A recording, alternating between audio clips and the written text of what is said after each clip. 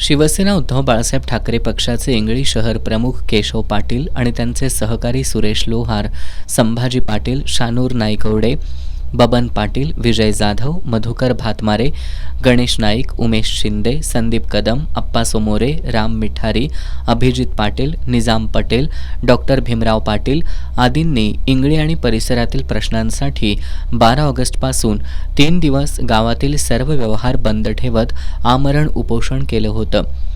याद्वारे त्यांनी 2 वर्षांपूर्वी वर्क ऑर्डर झालेल्या इंगळी चंदूर अपूर्ण रस्त्याचं काम पूर्ण करावं, इंगळी चंदूर प्रस्तावित पुलासाठी लागणाऱ्या जमिनीचं अधिग्रहण करून संबंधित शेतकऱ्यांना त्यांचा मोबदला द्यावा, इंगळी ते हुपरी अपूर्ण रस्त्याचं आणि संरक्षक भिंतीचं काम करावं, इंगळी ते तळंदगे फाटा मार्गावरील अतिक्रमण काढून रस्त्याचं रुंदीकरण करावं, या सार्वजनिक बांधकाम विभागाशी संबंधित प्रश्नांकडे लक्ष वेधलं होतं. सार्वजनिक बांधकाम विभागाचे अधिकारी प्रवीण मोरे, प्रीतम राजपूत यांनी दिवाळीनंतर काम सुरू करू असं आश्वासन देणारं कार्यकारी अभियंता रोहित तोंदले यांच्या सहीचं पत्र दिलं होतं.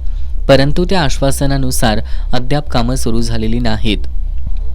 त्यामुळे केशव पाटील आणि त्यांच्या सहकाऱ्यांनी 1 जानेवारीला सार्वजनिक बांधकाम विभागाच्या कार्यालयासमोर आत्मदहन करण्याचा इशारा दिलाय. येत्या 8-10 दिवसात प्रत्यक्ष कामाला सुरुवात न झाल्यास 9 वर्षाच्या शुभमुहूर्तावर 1/1/2026 रोजी आपल्या जिल्हा कार्यालयासमोर आत्मदहन करण्याचा इशारा आम्ही बांधकाम विभागास देत आहोत. तरी बांधकाम विभागाने सदर निवेदनाची दखल घेऊन तात्काळ काम सुरू करावे. असे न झाल्यास सर्व जबाबदार बांधकाम विभागावर राहील.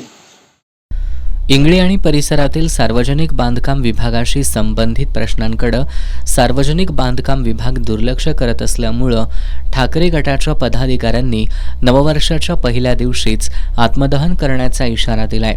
त्यामुळे सार्वजनिक बांधकाम विभाग आता यावर काय कार्यवाही करणार हे बघावं लागेल.